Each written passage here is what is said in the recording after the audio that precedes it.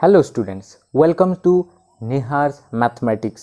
तो इसी lecture video में आप बात करेंगे बच्चों direction cosine and direction ratio के बारे में। ठीक है, और ये जो direction cosine and direction ratio जो है ये आपका वेक्टर एंड 3 डायमेंशनल ज्योमेट्री का एक कॉमन टॉपिक है।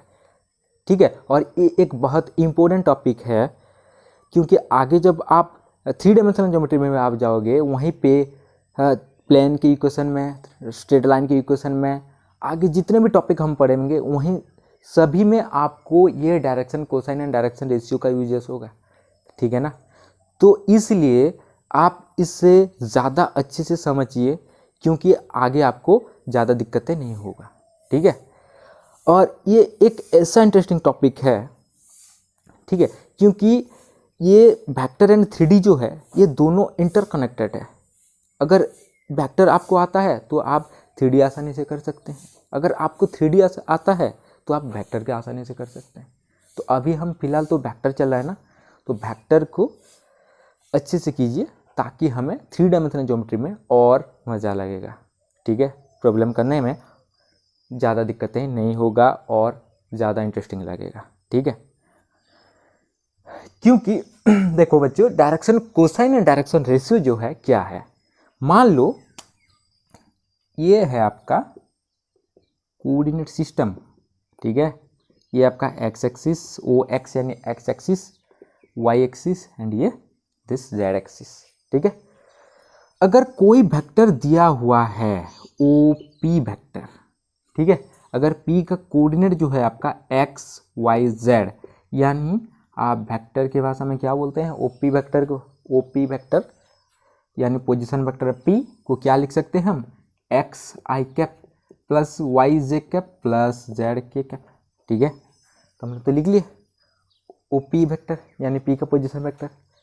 ये जो ओपी वेक्टर है क्या कर रहा है, ये जो तीनों कोऑर्डिनेट एक्सिस है, X axis Y axis Z axis, तीनों एक्सिस से कुछ एंगल बना रहा है। क्या कर रहा है, एंगल बना रहा है। क्योंकि देखो बच्चों हम यहीं पे 3D वाला कॉन्सेप्ट यूज कर रहे हैं, 3 डायमेंशन का, तो हमें क्या कर रहा है, एक व्हाइट बोर्ड पे दिखा रहे हैं। व्हाइट बोर्ड यानी क्या है, एक तो 2 डायमेंशनल ज्योमेट्री है ना, यहाँ पे तो 2D है ना, यहाँ पे बस X axis and Y axis है, लेकिन यहीं पे हम एक पिक्चर ड्रॉ किए हैं। ठीक है, तो आपको दिखता नहीं होगा क्या हो रहा है, क्योंकि हम जब 3 डायमेंशनल ज्योमेट्री पढ़ते हैं कुछ चीज़ आपको इमेजिन करना जरूरी है, आंख बंद करके पढ़ना जरूरी है, क्योंकि आप उससे देख सकते हैं। ठीक है, कहाँ देख सकते हैं, आपका अंदर की आंख से, तीसरी आंख से। ठीक है, तो शुरू करते हैं कैसे, देखो मान लो ये है आपका X axis Y axis and this is the Z axis. ठीक है, तो this is the vector O P, जिसका इनिशियल पॉइंट है ओ, टर्मिनल पॉइंट है पी, यहीं पे आपका ओपी वेक्टर रहेगा। क्या हो रहा है अभी देखो, ये जो ओपी वेक्टर एक्स एक्सिस के साथ क्या कर रहा है, अल्फा एंगल, वाई एक्सिस के साथ beta angle and Z axis के साथ गामा एंगल। ठीक है, मान लो यहाँ पे अल्फा, यहाँ पे बीटा एंड गामा एंगल कर रहा है। ठीक है, तो मैंने क्या किया, देखो बच्चों ये तो हो गया आपका अल्फा, क्योंकि एक्स एक्सिस के साथ ये जो था एक्स एक्सिस के साथ अल्फा एंगल। ठीक है, तो alpha angle, this is the beta and this is the angle gamma. ठीक है, ध्यान देना जरूरी है क्योंकि यहीं पे जो पॉजिटिव डायरेक्शन में हम एंगल कर रहे हैं, ये जो ओपी वेक्टर है ये एक्स एक्सिस का पॉजिटिव एक्सिस के साथ एंगल कर रहा है। ठीक है, तो ये हो गया आपका alpha beta and gamma. Then आपका cos alpha cos beta and cos gamma, ये हो गया आपका डायरेक्शन कोसाइन किसका, ओपी वेक्टर का। समझ में आ गया ना, देखो ये जो ओपी वेक्टर है, और एक बार रिपीट कर रहा हूँ, ये जो ओपी वेक्टर है आपके एक्स एक्सिस के साथ alpha angle, positive Y axis के साथ beta angle and positive Z axis के साथ गामा एंगल कर रहा है। देन उसका जो कोसाइन ले लिए, इसीलिए तो डायरेक्शन कोसाइन ये बोल रहे हैं, आगे पढ़ेंगे। देखो कस अल्फा कस बीटा कस गामा को बोलते हैं हम direction cosine of the vector OP. ठीक है, इससे हम क्या करते हैं, जनरली इसे डिनोट करते हैं कस अल्फा को एल से, कस बीटा को एम से एंड कस गामा को एन से। ठीक है, यहीं पे एक दिक्कत होता है, क्या दिक्कत होता है, अगर ये जो एल एम एन, ठीक है ना, ये जो एक पेयर में है, तो अगर मान लो मैं यहीं पे क्या करता हूँ एल एम एन ऐसे लिख लेता हूँ, ये तो एक पॉइंट का कोऑर्डिनेट है ना, तो क्या होता है, हमें दिक्कत होता है, क्या दिक्कत होता है पहचानने में, कि हमें पहचान में नहीं आता कि ये डायरेक्शन कोसाइन है या फिर एक पॉइंट का कोऑर्डिनेट है, ठीक है। इसलिए हम क्या करते हैं यहीं पे, ये इस ब्रैकेट को हटा के हम क्या करते हैं यहीं पे एंगल ब्रैकेट यूज कर लेते हैं, ठीक है। एंगल ब्रैकेट यूज करने पे क्या हो जाता है, हमें पता चल जाता है कि ये आइदर डायरेक्शन कोसाइन हो सकता है या फिर डायरेक्शन रेशियो हो सकता है, ठीक है। डायरेक्शन कोसाइन कब बोलेंगे ये आगे जाके हम देखते हैं। अगर मान लो कॉस अल्फा को एल, कॉस बीटा को एम, कॉस गामा को एन, तो ये तो हो गया ना आपका डायरेक्शन कोसाइन, ठीक है। अगर आपको ये जो एल एम एन अगर नंबर दिया होगा, कुछ नंबर दिया हुआ, तो कब जाके बोलेंगे ये डायरेक्शन कोसाइन, ये भी हम आगे बात करेंगे, ठीक है। ये हो गया आपका एल एम एन, उसे हम एंगल ब्रैकेट दे दिया, तो ये हो गया ओपी वेक्टर का डायरेक्शन कोसाइन, ठीक है, समझ में आ गया ना, ठीक है। और देखो बच्चों, यहीं पे कुछ बात जो है बहुत इंपॉर्टेंट चीज़ है, आपको ध्यान देना जरूरी है। पहला तो ये कि ये जो ओपी वेक्टर है, एक वेक्टर के लिए बस एक ही डायरेक्शन कोसाइन होता है, ठीक है। एक वेक्टर के लिए एक ही डायरेक्शन कोसाइन होता है। ये जो एल एम एन जो है ये एक ही होगा, दूसरा नहीं होगा। इस तरह का L1 M1 N1 and L2 M2 N2 इस तरह दो नहीं होगा, बस एक वेक्टर के लिए दो होगा। हाँ, ये बात आपको देखो बच्चों, अगर एक डायरेक्शन कोसाइन दो वेक्टर का हो सकता है, लेकिन एक वेक्टर के लिए एक ही डायरेक्शन कोसाइन होता है, ठीक है। एक वेक्टर के लिए दूसरा डायरेक्शन कोसाइन नहीं मिलता, ठीक है ना। अगर आपका आ गया तो हो गया ना आपका। तो ये हो गया आपका डायरेक्शन कोसाइन। कैसे लिखते हैं, क्या है डायरेक्शन कोसाइन। दूसरा वाला, मान लो यहीं पे देखो, ये जो अल्फा बीटा एंड गामा होता है ना, ये क्या होता है 0 एंड पाई के बीच ही होता है, ठीक है, उससे ज़्यादा नहीं होता। तो दूसरा वाला है चीज़ है, जो दूसरा वाला बात है, ये तो ओपी वेक्टर का काट निकाल लिए। अगर मान लो वहीं पे मैंने क्या किया, अगर बोला कि पीओ वेक्टर का डायरेक्शन कोसाइन क्या होगा, अगर ओपी वेक्टर का डायरेक्शन कोसाइन आपका हो गया L M N, then PO vector का क्या होगा, एक सवाल आ गया। तो ठीक है, तो पीओ वेक्टर का क्या होगा, यहीं पे देखो इनिशियल पॉइंट ओ था, टर्मिनल पॉइंट पी था, यानी इसका ओरिजिन इसका इनिशियल पॉइंट था, लेकिन यहाँ पे क्या हो रहा है, पी इसका इनिशियल पॉइंट हो रहा है और ओ जो है आपका टर्मिनल पॉइंट हो रहा है। तो इस केस में क्या होगा, ये जो एंगल क्या हो जाएगा, एक्स एक्सिस के साथ क्या करेगा, ये तो देखो ये दोनों अलग अलग चीज़ है ना। देखो सिंपल सा एग्जांपल ले लेते हैं, O P vector and P O vector क्या होता है। देखो छोटा सा एग्जांपल ले लेते हैं। देखो बच्चों, अगर मान लो आपके घर पे कोई गेस्ट आता है, तो आप क्या सोचते हैं, मैं तो भाई सोचता हूँ कब जाएगा, क्योंकि अगर गेस्ट आता है तो कुछ खाएगा, कुछ टाइम स्पेंड किएगा आपके साथ, फिर जाएगा। अगर मान लो कोई आता है, कुछ खाएगा ना, कुछ टाइम स्पेंड किएगा ना, आप मोबाइल करके गेम खेलते हैं ना, तो क्या होगा, उस टाइम का तो हो गया ना सत्यानाश। तो इसलिए आप क्या सोचते हैं, अगर वो गेस्ट जल्द से जल्द चला जाए तो आपको क्या होगा, आप आसान से गेम खेल सकते हैं आराम से, ठीक है ना। तो क्या करते हैं, ओपी वेक्टर, मान लो ये ओपी वेक्टर, ठीक है, अगर गेस्ट आपके घर आता है तो आप सोचते हैं कब जाएगा, लेकिन जब गेस्ट जाता है, मान लो ये आपका बी घर आपका है, ये ए गेस्ट यहीं से यहाँ आ रहा है, तो आपका टेंशन बढ़ रहा है क्योंकि आपका गेम फैम का डिस्टर्ब होगा। लेकिन अगर गेस्ट निकल रहा है तो आप क्या करते हैं, इसे बाय बाय अंकल ये बोलते हैं ना, जल्द से जल्द चले जाओ, मन में यही एक बात होता है, जल्द से जल्द चले जाओ, मुझे तो गेम खेलना है, ठीक है ना। तो इस तरह पीओ और ओपी वेक्टर दोनों अलग होता है, ठीक है, दोनों का मैग्नीट्यूड इक्वल होता है, लेकिन दोनों का जो साइन होता है, यानी जो दोनों का डायरेक्शन होता है, दोनों ऑपोजिट होता है, ठीक है। तो अगर ये पीओ ओपी वेक्टर का डायरेक्शन कोसाइन एलिमेंट हो गया, तो पीओ वेक्टर का क्या होगा, ये एक्स एक्सिस के साथ क्या करता है, पाई माइनस अल्फा एंगल करता है, यानी उसका जो कोसाइन वैल्यू हो जाएगा आपका cos of pi minus alpha, यानी क्या हो जाएगा आपका माइनस ऑफ कॉस अल्फा। ठीक है, नेक्स्ट वाई एक्सिस के साथ क्या करेगा, पाई माइनस बीटा एंगल करता है, तो क्या हो जाएगा आपका minus cos beta. And Z axis के साथ पाई माइनस गामा एंगल करता है, तो इसका वैल्यू आ गया आपका माइनस कॉस गामा। तो पहला क्या था, जो कॉस अल्फा को हम तो लिखे थे एल, इसको लिखे थे एम, इसको लिखे थे एन, तो ये क्या हो गया आपका minus L minus M and minus N. अगर ओपी वेक्टर का direction cosine L M N होता है, तो पीओ वेक्टर का क्या होगा आपका direction cosine minus L minus M and minus N. ठीक है ना। तो स्टूडेंट्स यहीं पे देखो हम ये कुछ निकालते हैं, कुछ इंपॉर्टेंट फार्मूला डिराइव करते हैं। ठीक है, किस तरह का फार्मूला डिराइव करते हैं, फिर बाद में सोचते हैं कि किस चीज़ का फार्मूला था। ठीक है, पहले डिराइव कर लेते हैं क्या होता है, देखते हैं। यहीं पे देखो बच्चों, हमने क्या पढ़ा अभी, अगर ये एक्स के साथ अल्फा एंगल करता है, वाई के साथ बीटा एंड जेड एक्स के साथ गामा करता है। ठीक है, तो यहीं पे देखो मैंने क्या किया, ये पी पॉइंट से ये वाई एक्सिस पे एक परपेंडिकुलर ड्रॉ कर लेता हूँ। ठीक है, क्या किया मैंने, पी पॉइंट से ओ वाई यानी वाई एक्सिस पर एक परपेंडिकुलर ड्रॉ कर दिया। ठीक है, तो इससे मैं नाम दे दिया ए, मान लो सपोज।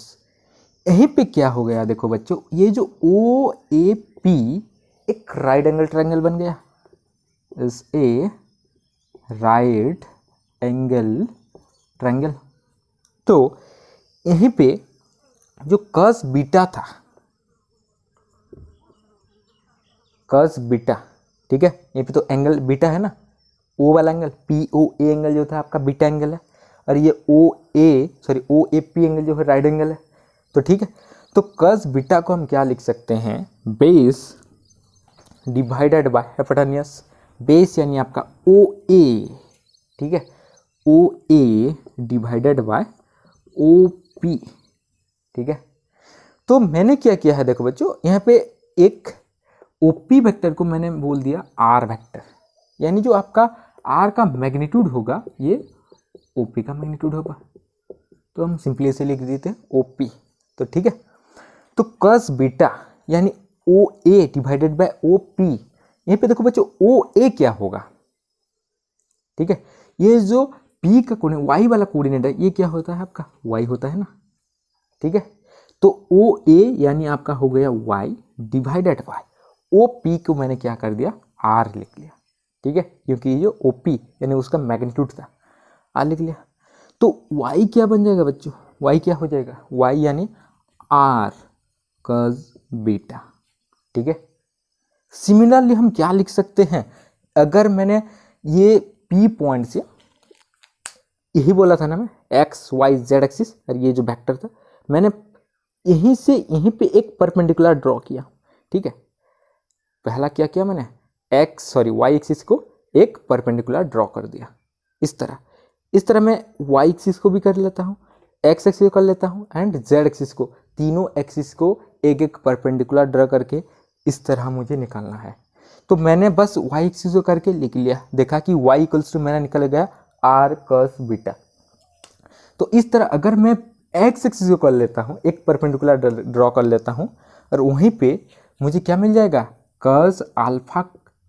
ठीक है, cos अल्फा को मैंने क्या लिख लिया, ये गामा है, गामा। cos अल्फा को क्या लिख सकता हूँ, वो हो जाएगा आपका x डिवाइडेड बाय r। ठीक है, इस तरह cos गामा को क्या लिख सकता हूँ z अपन r। तो यहीं पे x क्या बन रहा है, x यानी r cos alpha and z यानी आपका हो गया r cos गामा। ठीक है, यहीं पे देखो बच्चों हमारा क्या निकल गया, x यानी आपका हो जाएगा r cos अल्फा, y यानी r cos beta and z यानी r cos गामा। ठीक है, ये तो निकलेगा x y z का वैल्यू। तो ठीक है, x का एक इम्पोर्टेंट फार्मूला निकल गया, एक्स यानी आपका हो गया आर कस अल्फा, वाई यानी R cos beta and Z यानी आपका हो गया आर कस गामा। ठीक है, नेक्स्ट ये एक लिख लिए। ठीक है, उसका जो यूजेस है हम अब देखेंगे आगे, एक दो डिराइव कर लेते हैं फिर आप देखते हैं क्या होता है, क्या सवाल दिया होता है, हम कैसे सॉल्व करते हैं प्रॉब्लम को। दूसरी बात यहीं पे और एक इम्पोर्टेंट थ्योरम भी है। ठीक है, वहीं पे आपको प्रूव करना होता है, क्योंकि ये जो cos alpha cos beta cos gamma यानी डायरेक्शन कोसाइन जो है, यानी एक इम्पोर्टेंट सा रूल होता है। यहाँ पे देखो L square plus M square plus N square जो होता है आपका 1 होता है। सम ऑफ यानी जो डायरेक्शन कोसाइंस होता है वो 1 होता है, यानी L square plus M square plus N square is equals to 1। तो कैसे प्रूव करते हैं? ठीक है, इसे प्रूव कर लेते हैं। देखो बच्चों यहीं पे ये जो कस अल्फा है, कस अल्फा यानी क्या है, वो एल है ना, तो ये क्या निकल गया आर एल। ठीक है, ये क्या निकल गया आर एम, ये क्या है आर एन। ठीक है, तो यहीं से और यहीं से भी आप देख सकते हैं, यानी एल का वैल्यू क्या आ रहा है, एल यानी सॉरी हाँ एल यानी क्या, यहीं पे भी आप लिख सकते हैं, ये तो कॉस बीटा यानी एम था ना, तो दिस, तो एल यानी क्या होगा आपका R divided by sorry X divided by R, M यानी आपका है Y divided by R and N यानी क्या है जेड डिवाइडेड बाय आर। तो मैंने क्या करता हूँ, देखो यहीं पे जो लेफ्ट हैंड साइड ले लेता हूँ, left hand side L square plus M square plus N square. ठीक है, तो एल स्क्वायर यानी एक्स बाय आर का जो है स्क्वायर, ठीक है, प्लस एम स्क्वायर यानी वाई बाय आर का स्क्वायर एंड एन स्क्वायर यानी जेड बाय आर का स्क्वायर। ठीक है, तो ये क्या निकल आ रहा है, देखो बच्चों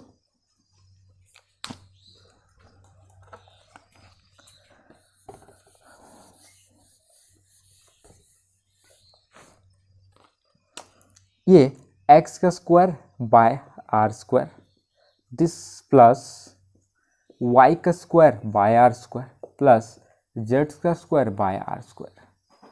तो यहीं पे देखो क्या हो रहा है, अगर एलसीएम किया जाएगा आर स्क्वायर, तो आपका न्यूमरेटर में आ गया आपका X square plus Y square plus Z square. तो देखो बच्चों यहाँ पे एक ध्यान देने वाली बात, ओपी, ठीक है, उसका मैग्नीट्यूड क्या होगा, ओपी जो उसका पोजीशन वेक्टर था क्या था एक्स आई कैप वाई जे कैप जेड के कैप था ना, तो ओपी क्या होगा, ओपी का जो मैग्नीट्यूड यानी वो आर यानी आपका हो गया X square plus Y square plus Z square का स्क्वायर रूट। ठीक है, तो मैंने क्या किया, इसे इसको लिख लिया मैंने, और आर स्क्वायर की जगह हम लिख सकते हैं क्या आर स्क्वायर, यानी अगर आर का वैल्यू अगर square root of X square plus Y square plus Z square हो रहा है, तो आर स्क्वायर क्या हो जाएगा X square plus Y square plus Z square ना। तो क्या हो रहा है यहीं पे देखो X square plus Y square plus Z square by R square, यानी आर स्क्वायर का वैल्यू तो क्या है X square plus Y square plus Z square है ना, तो क्या हो जाएगा ये दोनों कैंसिल होके आ गया ना 1। तो यहीं पे क्या प्रूव हुआ आपका, ये L square plus M square plus N square is equals to 1। ठीक है, ये बहुत इंपॉर्टेंट फॉर्मूला है, अगर एल एम एन आपका डायरेक्शन कोसाइन है तो ये वाला कंडीशन जरूर सेटिस्फाई करता है। ठीक है, तो अभी आते हैं कुछ एग्जाम्पल कर लेते हैं। एग्जाम्पल में तो बच्चों लिख लियो, ठीक है,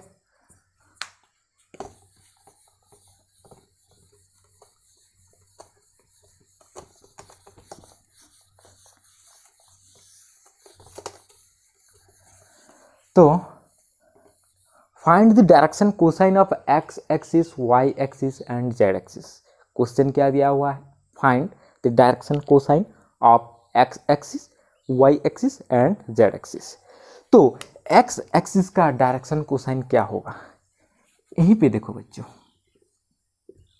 मान लो ये हो गया आपका X Y and Z axis. ये जो एक्स एक्सिस एक्स एक्सिस के साथ कितना एंगल कर रहा है, पॉजिटिव एक्सिस था 0, तो ये एक्स एक्सिस के साथ क्या करेगा, 0 एंगल करता है 0 डिग्री का, ठीक है। ये एक्स एक्सिस वाई एक्सिस के साथ कितना एंगल करेगा, 90 डिग्री, क्योंकि ये जो X Y and Z axis दोनों तो क्या है, म्यूचुअली परपेंडिकुलर है ना, तो ये एक्स एक्सिस वाई एक्सिस के साथ क्या करेगा, 90 डिग्री, ठीक है। एंड जेड एक्सिस के साथ अगेन 90 डिग्री। तो cos 0 cos pi by 2 and cos pi by 2, ये हो गया ना एक्सिस का डायरेक्शन कोसाइन।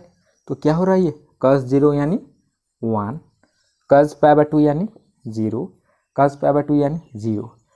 तो ये हो गया आपका क्या, डीसीएस ऑफ एक्स एक्सिस, ठीक है ना। तो similarly DCs of Y axis क्या होगा, बोलो, 0 1 0, ठीक है।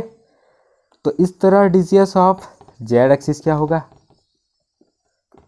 0 0 1। कंप्लीट हो गया ना, ये शॉर्ट टाइप क्वेश्चन में भी आ सकता है आपका।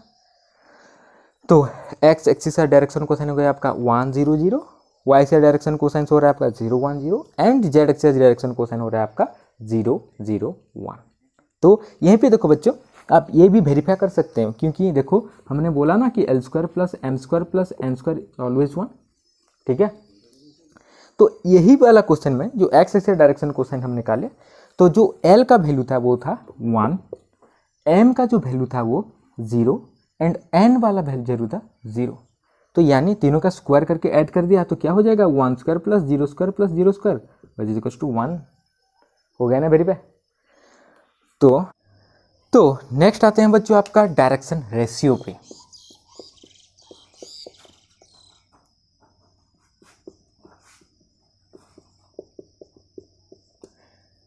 डायरेक्शन रेशियो यानी ये देखो, अगर मान लो कोई वेक्टर दिया हुआ है और उसका डायरेक्शन कोसाइन दिया हुआ है आपका L M N, ठीक है। तो मान लो वहीं पे हम कुछ पॉइंट्स ले लेते हैं, सॉरी 3 नंबर से ले लेते हैं, A B C, 3 नंबर ले लिए A B C, ठीक है।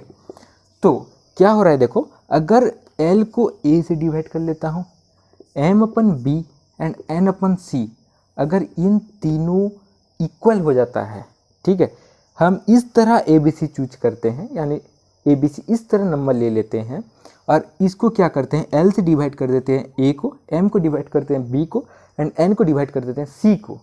और इन तीनों अगर इक्वल आ जाता है, ठीक है, क्या आ जाता है, इक्वल आ जाता है, कोई भी नंबर आ जाता है, तो क्या होगा, ये जो ABC एक पेयर हो जाएगा ना, ये आपका क्या हो जाएगा, डायरेक्शन रेशियो हो जाएगा। क्या हो जाएगा, डायरेक्शन रेशियो हो जाएगा। तो एक एग्जाम्पल ले लेते हैं, मान लो एक लाइन का डायरेक्शन कोसाइन दिया हुआ है आपका 2/3 और 2/3 एंड 1/3, ठीक है। इसको भी आप वेरीफाई कर सकते हैं, L square plus M square plus N square equals to 1। नहीं तो बोलोगे कि सर तो झूठ बोल रहे हैं, ये तो नहीं हो रहा है, आप चेक करके देख लीजिए, ठीक है। तो 2/3 1/3, ठीक है, ये हुआ आपका क्या, डायरेक्शन कोसाइन कोई भी लाइन का, ठीक है, कोई भी वेक्टर का।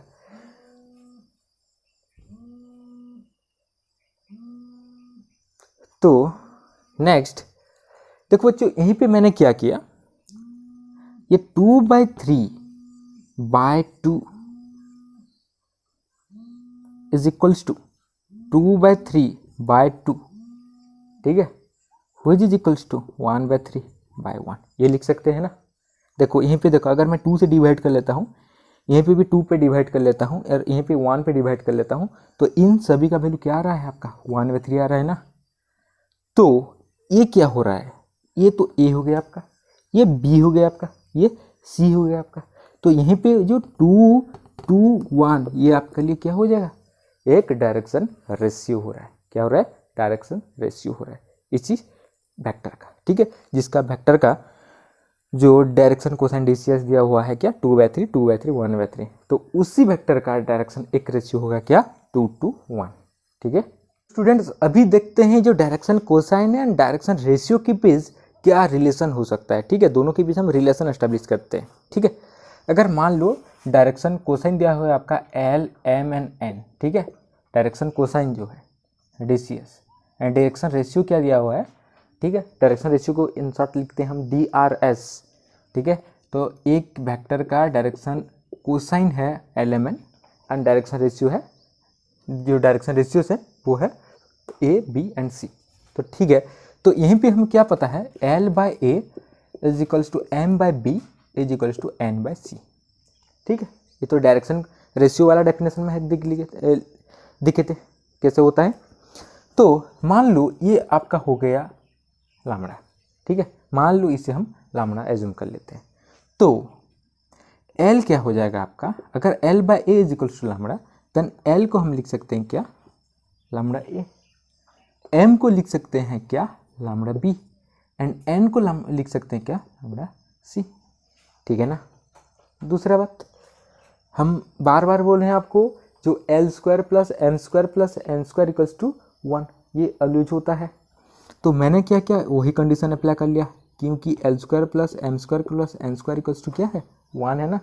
तो ये क्या हो रहा है आपका, लामड़ा ए का जो स्क्वायर प्लस लामड़ा बी का स्क्वायर प्लस लामड़ा सी का जो स्क्वायर है वो क्या हो रहा है, 1 हो रहा है। तो ठीक है, तो हम क्या किए, ये हो गया आपका lambda square A square, lambda square B square, lambda square C square. तो मैंने क्या किया, लामड़ा स्क्वायर जो है उसको कॉमन ले लेते हैं तीनों से। तो ये आपका हो गया A square plus B square plus C square, ठीक है ना। तो अभी मैंने क्या किया, लामड़ा स्क्वायर जो है आपका हो गया 1 upon A square plus B square plus C square. That means lambda को हम क्या लिख सकते हैं, प्लस माइनस यूज करते हैं, ठीक है ना। अगर एक्स स्क्वायर का वैल्यू 4 है तो एक्स का वैल्यू प्लस और माइनस आता है, क्योंकि देखो एक्स स्क्वायर का वैल्यू 4 है, तो हम ये भी लिख सकते हैं ना। तो ये हो फैक्टराइज करके सब सॉल्व करते हैं, तो एक्स का 2 वैल्यू आता है, एक 2 और एक -2, ठीक है। तो इस तरह लामड़ा का 2 ही वैल्यू आएगा, एक अदर प्लस में आ सकता है या फिर माइनस में आ सकता है। तो इसे लिखते हैं 1 upon A square plus B square plus C square का स्क्वायर रूट, ठीक है। तो लामड़ा का वैल्यू निकला क्या, प्लस और -1 upon square root of A square plus B square plus C square, ठीक है। अगर आपको ए बी सी दिया हुआ है यानी डायरेक्शन रेशियो दिया हुआ है, तो डायरेक्शन कोसाइन आपका क्या हो जाएगा, एल, यानी प्लस और माइनस, देखो एल यानी लामड़ा ए और लामड़ा का वैल्यू ये निकल गया ना, तो ये हो गया आपका A upon square root of A square plus B square C square, M यानी प्लस माइनस लामड़ा बी यानी आपका हो गया प्लस और minus B upon A square plus B square plus C square, and N यानी plus और minus C upon A square plus B square plus C square, निकल गया ना, ठीक है। और ये देखो बच्चों, A square plus B square plus C square का स्क्वायर रूट यानी क्या है, अगर कोई देखो, अगर कोई वेक्टर दिया हुआ है ए आई के प्लस बी जे के प्लस सी के ये उसका डायरेक्शन रेशियो दिया होता है, तो आपको डायरेक्शन कोसाइन जब निकालते हैं आप उसका क्या निकाल लेते हैं, उसका यूनिट वेक्टर निकाल लेते हैं, ठीक है। अगर आप उसका यूनिट वेक्टर निकाल लेते हैं तो वो आई कैप वाला जो कोएफिशिएंट होता है आपका एल है, जे कैप का जो कोएफिशिएंट है वो एम है, एंड के कैप का जो कोएफिशिएंट है वो एन है, ठीक है। तो आपका एल एम एन निकल गया, ठीक है ना। अगर मान लो कहीं पे दिया हुआ है ए का वैल्यू 1, बी का वैल्यू 2 एंड सी का वैल्यू मान लो 3 दिया हुआ है, तो हाँ यहीं पे देखो बच्चों, यहीं पे मैंने प्लस और माइनस लिखा, तो यानी आपको जब लिखना होता है डायरेक्शन कोसाइन, तब आपको क्या करना होगा, ऐदर वो प्लस करना होगा या फिर माइनस करना होगा, दोनों एक में प्लस दूसरे में माइनस तीसरे में प्लस, ऐसे नहीं कर सकते आप। आपको क्या करना होगा, अगर आप यूज करते हैं सभी पे प्लस वाला साइन यूज कीजिए या फिर सभी पे माइनस वाला साइन यूज कीजिए, अगर क्वेश्चन में कुछ दिया नहीं होगा तो प्रॉब्लम में, ठीक है। अगर प्रॉब्लम में कुछ पर्टिकुलर केस दिया होता है तो आप वहीं से उसका आंसर क्या होगा आपको निकालना होगा। इसके बाद देखेंगे एक ऐसा प्रॉब्लम, ठीक है। तो पहला वाला ये प्रॉब्लम सॉल्व कर लेते हैं, उसके बाद वही प्रॉब्लम पे चलेंगे, ठीक है ना। तो अगर a का वैल्यू 1 है, b का वैल्यू 2 है एंड c का वैल्यू 3 है, देन तो हमें क्या निकालना है, डायरेक्शन कोसाइन निकालना है। तो हम पहले क्या कर लेते हैं, देखो सभी पे square root of A square plus B square plus C square निकालना है ना, तो पहले से निकाल लेते हैं, क्यों बार बार एक निकालें। तो A square plus B square plus C square का स्क्वायर रूट यानी आपका 1 square plus 2 square plus 3 square का स्क्वायर रूट यानी आपका हो गया क्या 1 प्लस 4 प्लस 9 यानी स्क्वायर रूट ऑफ 14। तो मैंने क्या बोला, अगर डायरेक्शन कोसाइन लिखना है तो आप सभी में प्लस कीजिए या फिर सभी पे माइनस कर दीजिए। तो इसी जो डायरेक्शन रेशियो दिया हुआ था उसके लिए हमें क्या होगा, डायरेक्शन रेशियो क्या, सॉरी डायरेक्शन कोसाइन क्या होगा, एल यानी A by square root of A square plus B square plus C square, ठीक है। ए यानी यहाँ पे 1 upon square root of 14, 2 upon square root of 14 and 3 upon square root of 14, ये आपका निकलेगा क्या, DCS। अब given vector whose direction ratio is given by 1 2 3। और मैंने क्या लिख सकता हूँ, अगर मैंने लिखा है यहाँ पे 1 by this 2 by this 3 by this, और मैं क्या कर सकता हूँ यहाँ पे -1 by square root of 14 -2 by square root of 14 और -3 अपन स्क्वायर रूट ऑफ 14, ये भी आपका हो सकता है, ठीक है। लेकिन आप ये नहीं कर सकते, यहीं पे प्लस दे दिए वहीं पे दोनों माइनस दे दिए, इस तरह का कॉम्बिनेशन आपका नहीं होगा तो या फिर अदर सभी में आप प्लस कीजिए या फिर सभी में माइनस कीजिए, ठीक है। ये हो गया आपका ये वाला प्रॉब्लम। नेक्स्ट आते हैं दूसरा वाला प्रॉब्लम पे।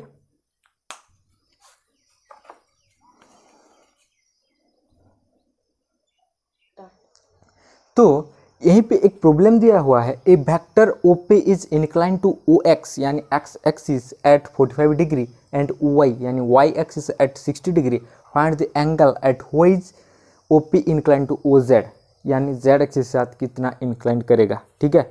अगर आपको दिया हुआ है, अगर वो जो OP वेक्टर है x एक्सिस के साथ 45 डिग्री एंगल कर रहा है, ठीक है, y एक्सिस के साथ 60 डिग्री एंगल कर रहा है एंड z एक्सिस के साथ कितना एंगल करेगा, ये आपका सवाल है।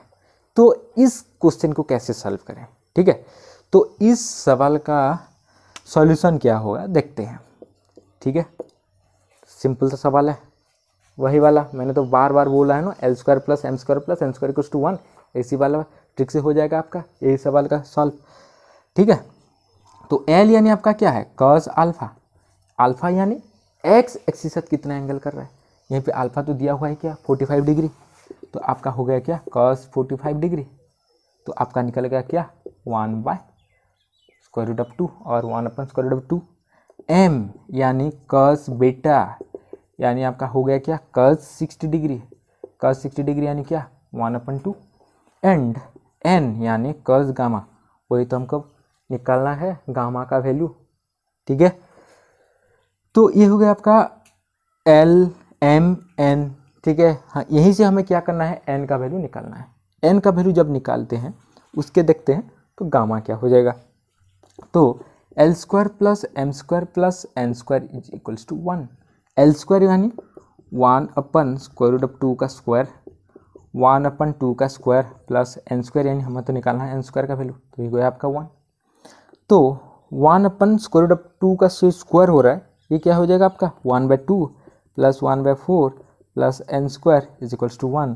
इससे हम क्या लिख सकते हैं, n square is equals to 1 minus 1/2 minus 1/4। तो ये क्या हो जाएगा, आप जब सॉल्व कीजिए 1/4, ठीक है, क्योंकि 1 माइनस हाफ से 1/4 निकल गया तो क्या 1/4, ठीक है। तो n क्या हो जाएगा आपका प्लस माइनस 1/2, ठीक है। तो प्लस माइनस 1/2, तो यानी क्या मिल गया, तो cos गामा जो था ये आपका क्या हो गया प्लस माइनस 1/2, तो गामा का वैल्यू क्या आ सकता है, इधर 60 डिग्री हो सकता है और 120 डिग्री। अगर प्लस हाफ लेते हैं तो आपका हो जाएगा 60 डिग्री, अगर माइनस हाफ लेते हैं तो आपका हो जाएगा आंसर क्या 120 डिग्री। तो गामा का वैल्यू निकला है ना 60 डिग्री और 120 डिग्री। Okay, next